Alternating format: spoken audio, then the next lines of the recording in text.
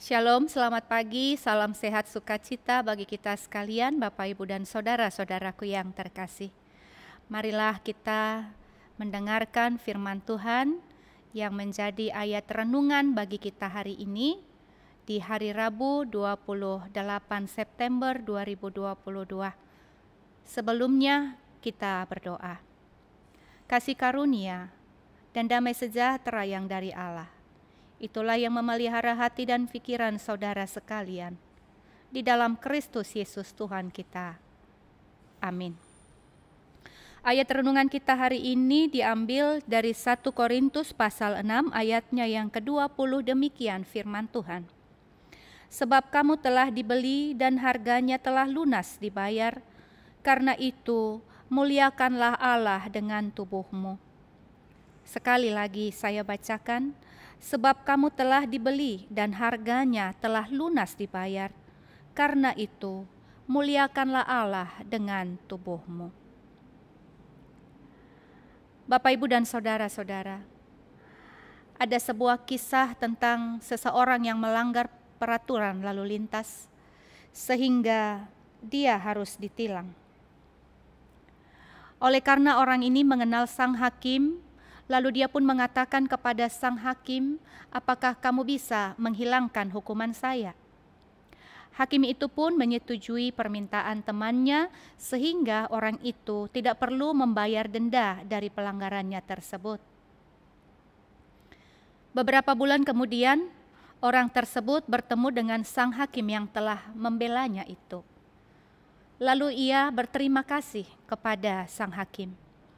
Terima kasih banyak karena kamu sudah membela saya sehingga saya tidak perlu membayar denda atas penilangan saya. Kemudian sang hakim pun menjawab, "Ya, sesungguhnya sayalah yang sudah membayar denda itu untukmu." Orang itu pun terkejut. Dia tidak menyangka bahwa sang hakimlah yang telah membayar denda saat ia ditilang.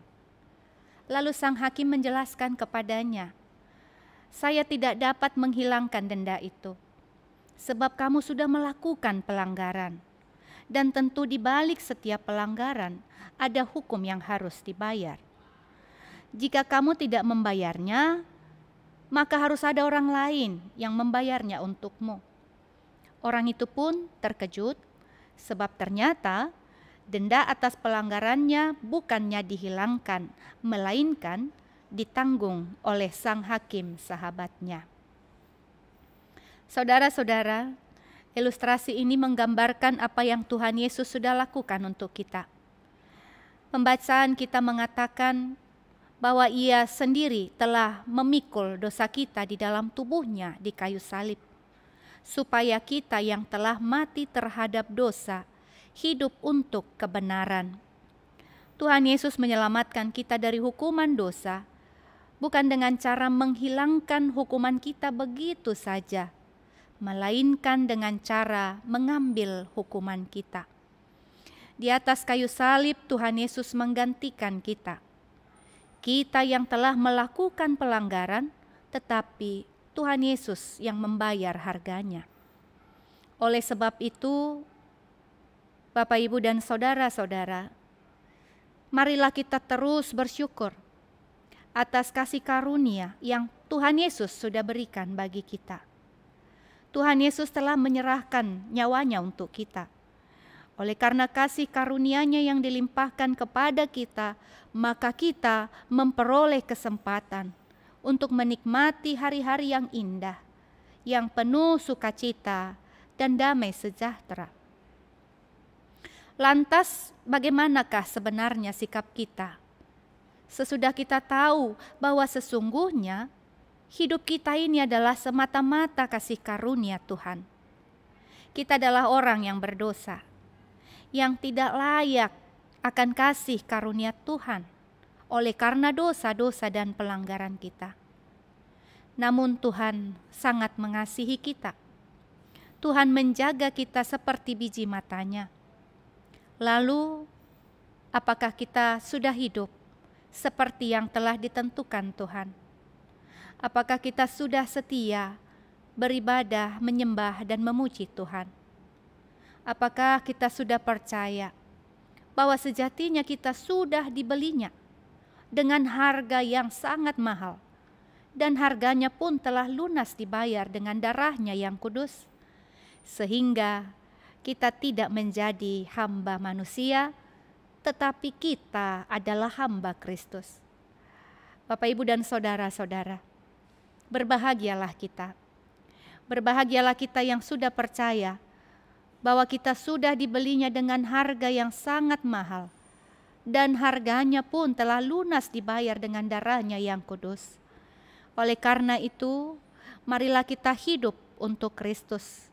Berbahagialah kita, sebab Dia sudah menyediakan bagi kita bagian hidup yang kekal, yang penuh sukacita dan damai sejahtera di sorga. Karena itu, hiduplah di dalam kehendak Tuhan.